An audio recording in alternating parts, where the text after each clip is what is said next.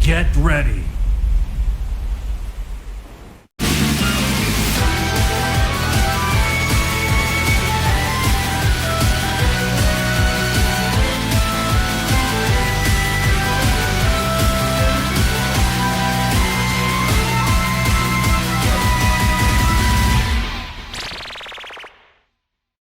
What's up guys, LeopoldTheBrave here, and welcome to the super funky and totally rad Season 3 presentation of Versus Battle Cards. You just saw the intro for Season 2 for the last time, unless the Season 3 intro that I show at the end of this presentation gets copyright claimed, but yeah, we're gonna have a new one.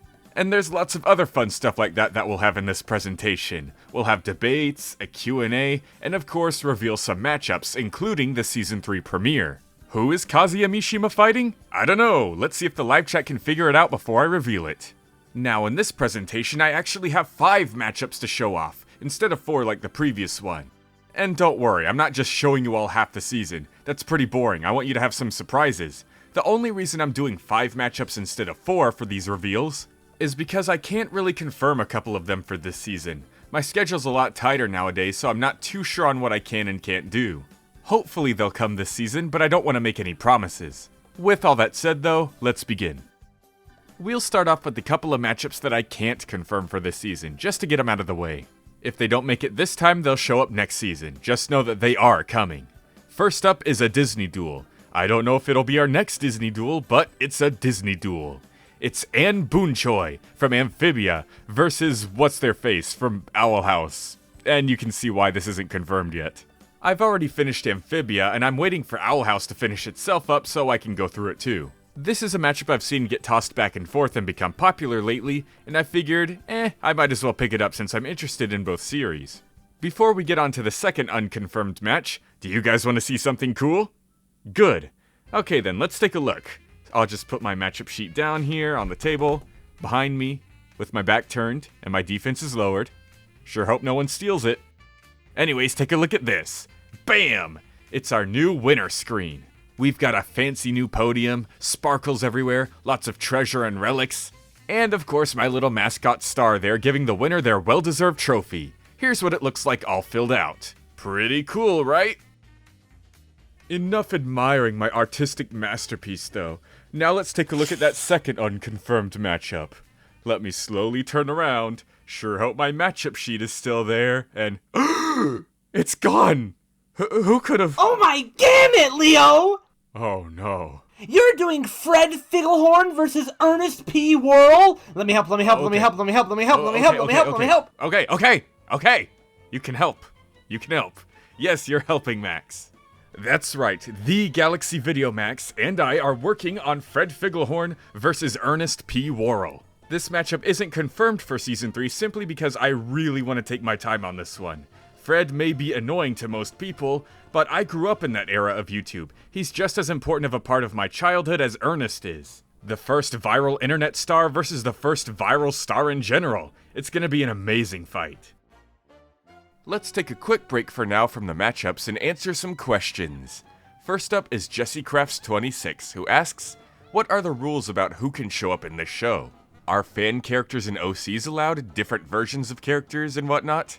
And sadly, I have to say no. As far as OCs and fan characters go, a lot of this show is heavily based on predictions, people knowing which characters are fighting and being able to give me their thoughts on who they think wins. And people's random OCs just don't really fit that. I've attempted an OC-based versus show on multiple occasions, but I couldn't get more than 2 or 3 people interested at a time. And as for different versions of characters, it depends. Is it like an actual different version like Archie Sonic, or a parody different version like SML Mario? If it's parody, then no. I don't want to open up the floodgates for Sonic and Ouija and all that other meme stuff. Luigi GX asks, who would win between Travis Touchdown and Bayonetta? And definitely Bayonetta, especially after Bayo 3. Oh boy, the versus stuff in that game. 2. What do I think the Season 9 finale of Death Battle is going to be? And I honestly have no clue. I could go for the easy answer and say they're finally gonna do Galactus vs. Unicron, a matchup I do not care about because giant robots put me to sleep. But they could totally surprise us. They could have done Galactus vs. Unicron last season finale, but no, we got Saitama vs. Popeye. Really hope we get another crazy surprise like that. 3. If I could work for any game company, what would it be? And I'd go for Toys for Bob. I know they're under Activision, but Toys for Bob specifically just seems like a really pleasant space. Over there, the team members all seem really nice, they seem to have a ton of creative freedom with their projects, and it would be really cool to be close to the Crash Bandicoot series. And 4. What are my thoughts on Mob Psycho 100? Still haven't watched it. The dude on the tube, 7843, that is officially the best username ever, asks 1. What were the toughest matchups I had to find a winner for? And this most recent one, Mordecai and Rigby vs. Finn and Jake, was actually pretty tough. Because they both have crazy reality warping imagination powers that just kind of negate 90% of each other's stuff, trying to figure out who could do it better and win with theirs was a bit tricky. 2. Are there any requested matchups that I plan on doing? Not really any at the moment. I don't really accept matchup requests for this series. If I do one that's requested, then I'm doing it because I'm interested in the matchup, and not because someone asked for it. So none right now, but we'll see. And 3. Are there characters from franchises I haven't used yet but plan on using in the future? And let's see. I have a Total Drama matchup, I have a Star Wars matchup, I have an Undertale matchup. So yeah, quite a couple new franchises coming in the future. Probably not this season though, but in the future. 100% Air says they're a huge fan of me using series that aren't commonly used in Versus, like Death Battle and Portal, and wonders if I have any other matchups like that cooking. Now in this presentation I'm already revealing a ton of matchups, and I just now mentioned a couple more franchises I'd be using, so I can't really answer this a lot because I would like to keep a bunch of stuff secret and surprise everyone. However, I will say Boomstick isn't the only Death Battle character that's going to be showing up in Versus Battle Cards. His fellow co-host may have someone to scrap with as well. But enough questions for now. While we're on the topic of just revealing a bunch of stuff, let's reveal another matchup. Back when I first announced Versus Battle Cards, I mentioned how remakes of previous matchups from previous shows would be allowed. You know, in case the outcome was wrong and I need to correct it, or the outcome was right and I need to double down and explain it further, or maybe the franchises just got new material and now it's a debate again. Well, we've got one. Our first remake. It's over 6 years old at this point, so let's dive right back in to Dr. Eggman vs. Dr. Neo Cortex. Now it's time for some debates. Back in Season 1, we had Saitama vs. Invincible, which is wrong now because of some stuff that happened in One Punch Man, literally just a couple months after my episode went up. Sheesh. And it was the only episode with any sort of backlash. It didn't have a ton of backlash, but it still had some, and I wanted to address and debate it in the Season 2 presentation. But we didn't have any episodes like that in Season 2, so instead of a specific episode, I asked you guys to go back and debate against any previous episode that you may disagree with. So we're doing that. First up is Ribbit Thea, whose issue is with the engineer versus Fix-It Felix Jr. And I must say, Ribbit, this argument is very well crafted. There's about 7 or 8 good points in here that I can't refute. However, you pointed out Felix reacting to Mario being at his door for his party, which means he should scale to his speed, right? I'd agree, but it turns out it was actually Ralph at the door, and not Mario. Felix was just mistaken. Oh, so sorry. Now, Ribbit, I know you're British, and sometimes these versus terms and measurements can have trouble converting from the US to the UK, but we're using tons, kilotons, and megatons here. Not crashy smashy mollywoppas or explody wody dingle dongles. So yeah, fish and chips and all that. Tally ho. I'm just kidding, I love you, Ribbit. Debate 2 comes from Chuck or Dina, that's their actual username, and their problem is with the recent episode Mordecai and Rigby vs. Finn and Jake. You can read the comment for yourself, but the 3 main points of their argument is 1. Finn and Jake should have a superior imagination, 2. Mordecai and Rigby's imagination can only be done through song, and 3. Mordecai and Rigby shouldn't scale to Pops' base form because Pops' base form is obviously superior to them. Okay.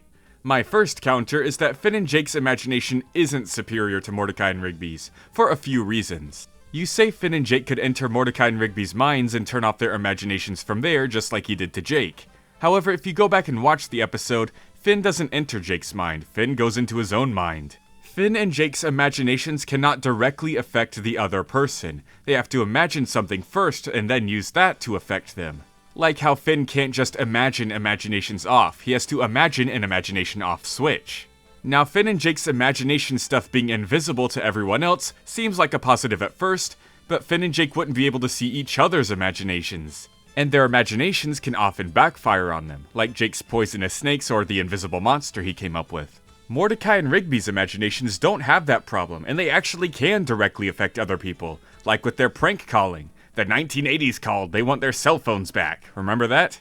They can literally speak people into different time periods. Now, as for scaling to base Pops, yes, of course, Pops in his base form is absolutely still superior to Mordecai and Rigby. However, that doesn't mean that they can't scale at all. They still survived tons of abuse from him, it doesn't just magically not count. Star level where I placed them ranges from 7 tenatons to 700 tenatons, from small star to large star. It is entirely possible to say that Pops is 700 times stronger than Mordecai and Rigby, while still having all three of them remain in the star level category. And there you go. This next one's a short one. Malforce Skirmish is debating against Crash Bandicoot vs. Stitch. The two main points here are that Stitch should be stronger because he survived a black hole, and also that he's a genius while Crash is stupid. So, in Leroy and Stitch, yes, Stitch did in fact survive going into a black hole. However, this is the only time within the entire long-running series that Stitch has ever done anything remotely close to that level of power, so it could be considered an outlier. If I were to allow that feat to pass, I'd have to do the same for Crash, who also has a black hole feat at the end of Crash Bandicoot Warp's 100% ending. Okay, technically it's Cortex's feat, but Crash should obviously scale. And as far as Stitch being smarter than Crash, yeah, that's true, but it's not enough on its own to change the outcome. JJ Slider slides in with a debate against Tai Lung versus Azula. Oh, my buddy Biffweed's not gonna like you going up against Tai Lung! But let's look into this. Okay, so the first point is that Tai Lung shouldn't be equal to Azula's lightning speeds because there's no calcs for either. So you question both characters' lightning feats, but only take points away from Tai Lung. Okay. And then there's questioning whether Tai Lung should scale to Poe in the Legends of Awesomeness series or not because it takes place after Tai Lung is gone. While that's an understandable point, the Kung Fu Panda series doesn't really have any major upgrades from the first movie until Kung Fu Panda 3, which is way after the Legends of Awesomeness series. You point out Poe defeating the Furious 5 in the Legends of Awesomeness series to explain how Poe moved past Tai Lung's skill level, except Tai Lung also completely destroyed the Furious 5. Not to mention, Tigress, at least in the movies, continues to one-up Poe constantly, up until the point where he learns Chi. And then there's saying Tai Lung shouldn't scale to his own nephew Peng because Peng was described as a once-in-a-generation prodigy. You mean exactly how Tai Lung himself was described in Kung Fu Panda 1? So, Tai Lung should scale to the lightning stuff in the Legends of Awesomeness, and if you're not gonna count that anyways because there's no calc, then the same would have to be done to Azula, which kinda renders that speed argument pointless. But that's enough debating for now. Thank you everyone, especially you JJ Slider with the Jak and Daxter profile picture. Makes this transition much easier as we reveal the next matchup. So, who's our boy Jak fighting? Well, let's see. Both Jak and his opponent would be great matchups for Aang, but are even better matchups for each other. Both have blonde hair and are mostly silent protags but can still talk. Both are followed by small annoying creatures, except only one of them's actually funny, and it's not the floating one. Both mysteriously wake up one day in a brand new land with their goal being to reunite with someone dear to them, and both can casually channel and manipulate all the different energies and elements in their world when most people can typically only do one at a time. That's right, it's Jak from Jak and Daxter versus the Traveler from Genshin Impact. Okay, this thing has gone on long enough. Enough with the other matchups, enough with the Q&As, enough with the debates. Let's get into the Season 3 premiere. Who is Kazuya Mishima fighting? I'll read the connections off pretty slow so that the live chat will have some time to guess. Let's see if they can figure it out before I announce it. Both Kazuya and his opponent are evil, but have even eviler transformations. Both of them are complete jerks to their sons who inherited their powers. Both had a fake-out death, leaving their gals to be single mothers. Both own corporations that mass-produce robots. Both used to be good guys at one point. Both have black pointy hair. Both have long fancy coats. Both are purple, or at least Kazuya can become purple. Seriously, the amount of connections these two have is crazy. Did you figure it out? It's Kazuya Mishima from Tekken, versus Professor Venomous from OKKO Let's Be Heroes. And it's coming sometime before April 2023. I know that's a pretty big release window, like almost 6 months. But that release window is more for me, just to make sure my burnout cools down. If you remember, I said Red vs. Boomstick would be out sometime before August, and it came out before it was even July. So Kazuya vs. Venomous will likely be here way before the estimation. I just want to give myself some time to chill out and make other kinds of videos since my schedule is much tighter now. But I hope you guys are excited. Let's end things off with the brand new Season 3 intro. Unless it gets copyright claimed, then the video's just over.